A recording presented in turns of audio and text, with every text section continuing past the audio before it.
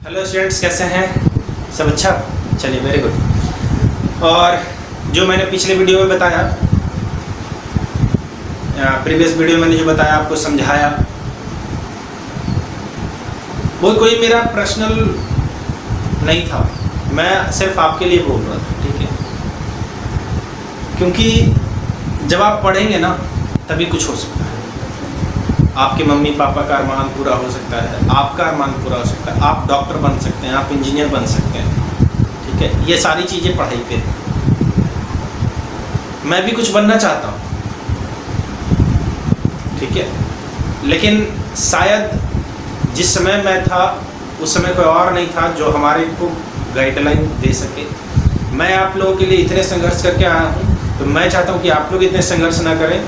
आप अच्छी तरीके से पढ़ाई करें। आपको जितनी अच्छी तरीके से, सिर्फ 10th नहीं, 11, 12, 13, 14, जहाँ तक आप चाहेंगे, आपके इंजीनियरिंग लेवल तक का हेल्प मैं कर सकता हूँ, ठीक है जी? तो चलिए आज का स्टार्ट करते हैं। अर्थमेटिक प्रोग्रेशन चल रहा था, है ना? अर्थमेटिक प्रोग्रेशन चल रहा था, एपी, ठीक है? अर्थमेटिक प्रोग्रेशन, इसका exercise 5.1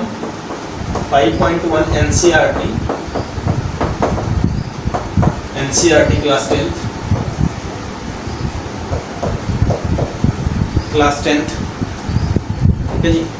question number 1, in which of the following situations does the list of numbers involves make the arithmetic progression and why? कह रहा है कि कौन सा सिचुएशन में अर्थमेटिक प्रोग्रेशन है और क्यों है, ये आपको बताना है। फर्स्ट क्वेश्चन मैं क्वेश्चन नहीं राइट कर रहा हूँ क्योंकि आपके पास एनसीईआरटी की बुक होगी और आप अच्छे से उसको पढ़िएगा। क्वेश्चन मैं पढ़ दे रहा हूँ फिर भी, ठीक है? आप सुनेंगे। The taxi fare after each kilometre when the fair of ₹15 for the first kilometre, means first kilometre का जो फेयर है,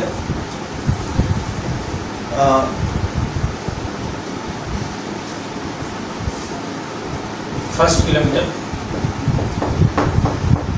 इक्वल ₹15,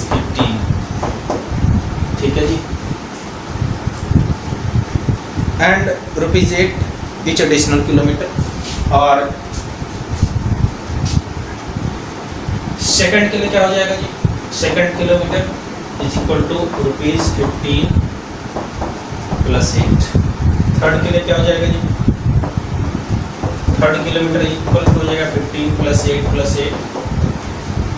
तो आई थिंक यहाँ पे देखिए 15 हो गया, 23 हो गया, और 23 और 8 कितना हो जाएगा? 8 3 11, 31 हो जाएगा। ऐसे ही this is an.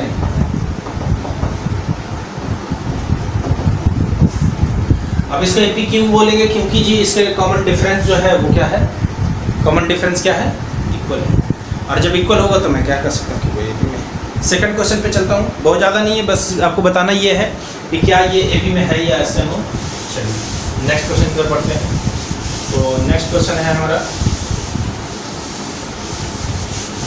Next question समझते हैं।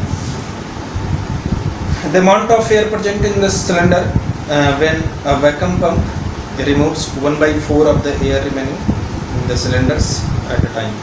मीन्स कह रहा है कि जितने भी सिलेंडर में जो एयर भरा हुआ है, पहले वैक्यूम था, अब उसमें 1/4 उसको क्या कर रहा है? भरा जा रहा है, ठीक है? तो रिमेनिंग कितने टाइम्स में वो हो जाएगा, तो ये आपको बताना है। तो आपको क्या कर लेना है कि amount of air, let the amount of air present in cylinder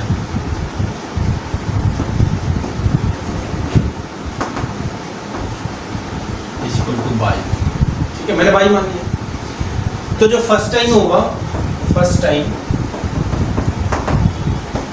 हो जाएगा, वो हो जाएगा बाई माइनस 1/4 बाई, ठीक है जी? तो यहाँ कितना आ जाएगा? बाई, इसके नीचे 1 का एलसीएम हो जाएगा 4 by minus by is equal to 4/4, तो 3/4, ठीक है?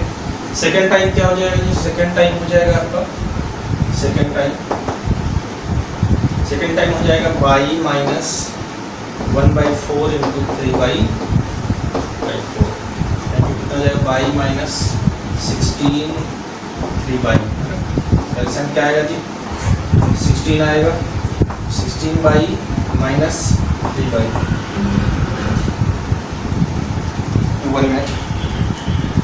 1 मिनट, सॉरी यहाँ पे बाई नहीं होगा ना, 3/, से करेंगे ना, 3/, से करेंगे, सॉरी, 3/4 माइनस इतना, तो यहाँ पे हो जाएगा 16, दिख रहा है जी? चलिए 16 हो जाएगा तो 16, 4 जा 16, 12 माइनस 3/, इतना ये हो जाएगा जी 9/16। तो आई थिंक इतना, ये देखिए ये है, फिर y है हमारा, फिर ये है और ये है, तो ये हमारा एपी में नहीं होगा, this is not an AP, this is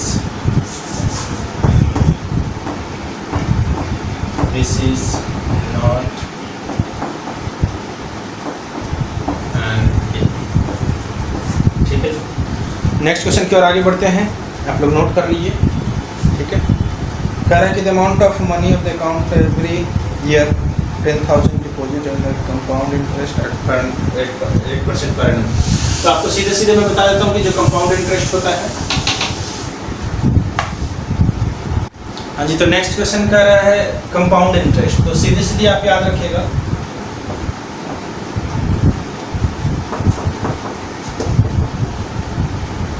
compound interest कभी भी एपी में नहीं होगा।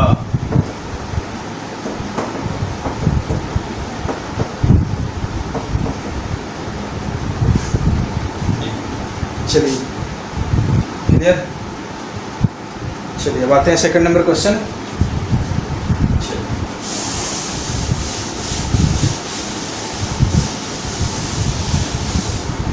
सेकंड नंबर क्वेश्चन में क्या कह रहा है,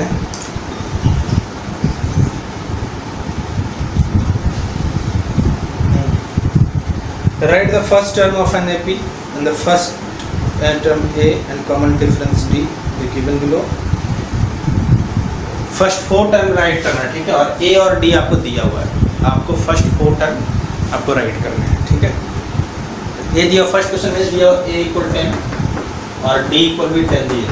ठीक है, A = 10 है और D = 10, तो आपको 4 टर्म लिखना है। ठीक है, तो आपके पास AP का बेसिक मैंने बताया था, AP क्या होता है जी? A + D, A + 2D, A + 3D and dot dot dot. ठीक है जी, तो यहाँ पे A कितना है? 10, 10 + 10, 10 + 10 × 2 × 10, फिर 10 + 3 × 10 and dot dot dot.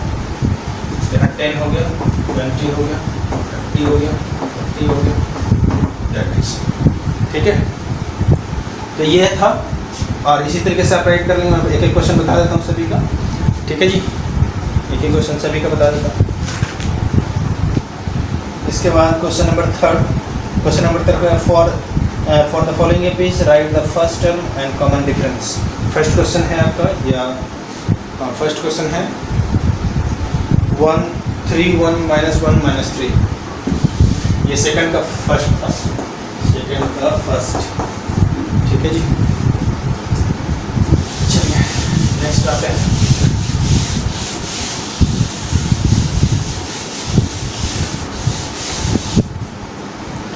Third का फर्स्ट, बाकी सब आपसे बन जाएगा, ऐसा नहीं लेना है। ठीक है, बहुत इजी तरीके से बन जाएगा। 3 1 3 1 -1 -3। इसमें A कितना होगा जी? A = 3 हो जाएगा, है ना, A = 3, और D = कितना है? D = मैंने क्या बताया था? D2 - D1 = D3 - D2, ऐसे ही आगे कंटिन्यू रहेगा। आपको ज़्यादा कुछ नहीं करना है, इतना भी करने की जरूरत नहीं है। अगर AP में है तो बस इतना माइनस इतना करना है, 1 - 3 -2, बस ऐसे ही बता देना है। ठीक है, चलिए नेक्स्ट क्वेश्चन पे चलते हैं, क्वेश्चन नंबर 4 पे।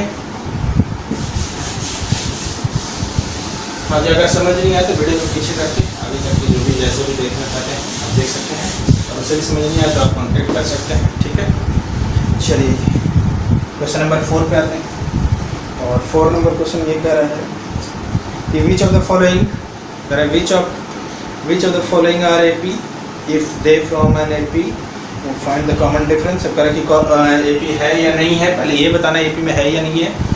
तो इसमें जैसे मैं बता देता हूँ √2 4 का क्वेश्चन नंबर है, 4 का क्वेश्चन नंबर है 12, ठीक है जी। √2 √8 √2 √8 √18 एंड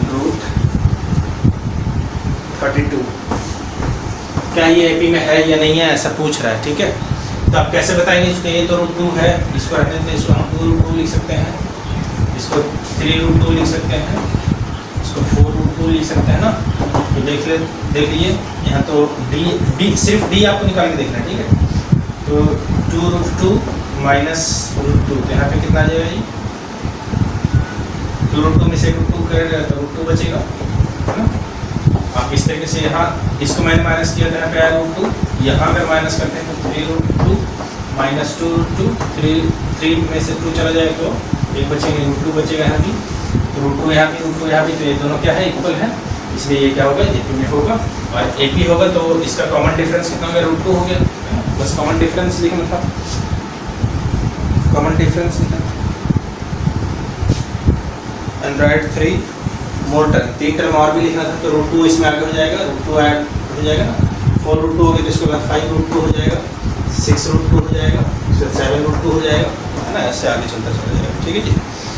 तो नेक्स्ट क्वेश्चन 5 नंबर देखते हैं। चलिए क्लियर, ये एक्सरसाइज क्लियर हो गया। अब आते हैं हम लोग इस एक्सरसाइज पे।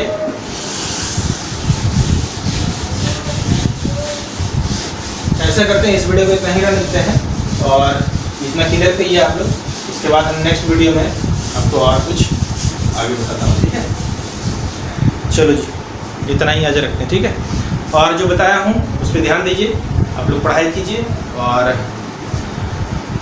बेहतर तरीका है पढ़ाई करना, जहाँ से मिले, नहीं मिले मेरे पास आइए, मैं आपको दूँगा, ठीक है। आप ढूंढिए, जितना बेहतर ढूंढ सकते हैं, जितने पैसे खर्च कर सकते हैं कीजिए, नो डाउट। नहीं मिले अगर अच्छा, या आप सेटिस्फाइड नहीं है, या आपसे नहीं हो रहा है, या आपको हेल्प नहीं मिल रहा है, ऐसे नहीं कि सर वहाँ उतना भीड़ है, उतना बच्चे जा रहे हैं, वहाँ पे बहुत ज़्यादा जा रहे हैं तो मैं भी वहाँ जाऊँगा और पीछे जाके बैठ जाएंगे और फिर कुछ हो नहीं रहा है, तो लोग उससे क्या फ़ायदा हुआ। सपोज कि सब बड़े बड़े कोचिंग में चले जाएंगे और बड़े बड़े कोचिंग में जाकर के पीछे बैठे हैं, अपना मस्ती कर रहे हैं, लास्ट में जब एग्जामिनेशन आया तो सर समझ ही नहीं आया कुछ, पीछे बैठ रहे थे, सर कुछ नहीं हुआ तो अब कैसे करें, अब आप ही पे भरोसा है, मैं 2 दिन में क्या कर पाऊँगा भाई। तो आप कंटिन्यूअस रहें, मेरे साथ जुड़ें, शिक्षा फाउंडेशन के साथ में जुड़ें। शिक्षा फाउंडेशन आपके लिए अच्छे फाउंडेशन बैच लेकर आई है और अच्छी तरीके से पढ़ाई करवाएगी, मेरी टीम, मैं आपके साथ में।